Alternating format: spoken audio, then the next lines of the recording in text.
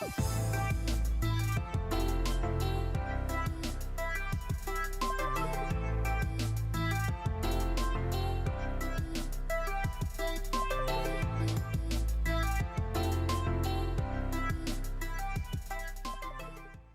you one of those people who realizes that we Africans don't own our own education? What have you done about it? Well, in this video, I'm going to share with you what you and I can do to rightfully own our education. Welcome to my personal channel. Every Saturday, I bring you a video about how we can change our mindsets as Africans. If it's your first time, please do remember to subscribe so that you're notified every time a new video comes up. Without wasting time, let's get started. The issue of us Africans not owning our education was made very clear to me in 2018 during the launch of my third book, Beyond the Fourth Heritage. We had invited some people from the Uganda National Curriculum Development Center, and while they were giving their presentation, a gentleman said something that stuck to my head. He said that the Uganda National Curriculum had not changed since the British created it in 1917. Yes, you heard it right, 1917.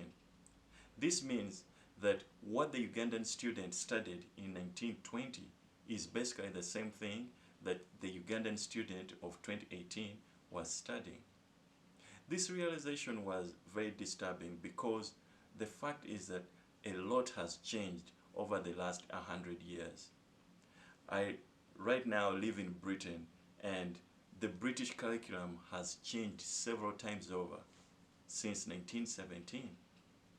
It's unfortunate that the former colonial powers in Africa still wield a lot of power, especially through the fact that currently they are the ones who donate most of the money for our education system. So this means that our poor governments and countries are not able to independently transform our education to a way where we can own it. Knowing that many African education systems were created by the colonial powers will explain the several anomalies we see. One, the education system was created mainly to produce clerks and administrators. These were people who were supposed to help the smooth functioning of the colonial project. So, this will explain why, right now, many of us who come out from this formal education don't have tangible skills, but rather we come out as half-baked people who are just good enough to do passive administrative tasks. Two, the education system was aimed at transitioning us from traditional African ways into the European civilizational culture. After more than 100 years, they have almost succeeded in this. Third, because the emphasis was on the teaching of European languages and culture at the expense of the local languages and cultures, over time, we Africans develop disdain for our local culture, which, as I explained in an earlier video, can produce a self-hate, and it ends up producing also the other 5 killer mindsets. Fourth, because the education was set up to produce clerks and administrators, it was structured in such a way that students just had to regurgitate facts to pass exams, as opposed to actually knowing concepts so that they have real knowledge. Fifth, the education is very much teacher-centered as opposed to student-centered. Our teachers' main aim seems to shove a lot of facts, which are usually Eurocentric facts, down our throats without finding out or without being reflective on the fact that students may not be internalizing real knowledge. No wonder many of our students leave formal education with less imagination, less curiosity, and definitely less creativity. However, not all is lost. According to the Ugandan renowned educationist Fajil Mande, whom I'm privileged to call my mentor, as periodically I discuss with him different education reforms that we could engender in Africa. He has proposed that besides the formal education, there are two other modes of educating the African child.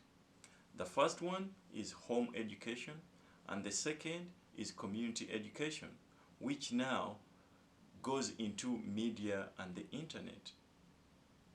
While we go through this laborious process of changing the formal education curriculum, for example, I read that in 2020, more than 100 years, Uganda has finally crafted a new national curriculum for the secondary school system. That's a good thing. I hope that other governments are creating education systems that are more student-centered as opposed to teacher-centered, systems that are less about exams and more about concept learning. And definitely, I hope that we stop the practice of cutting and pasting foreign education systems into Africa. They have not solved our core problems.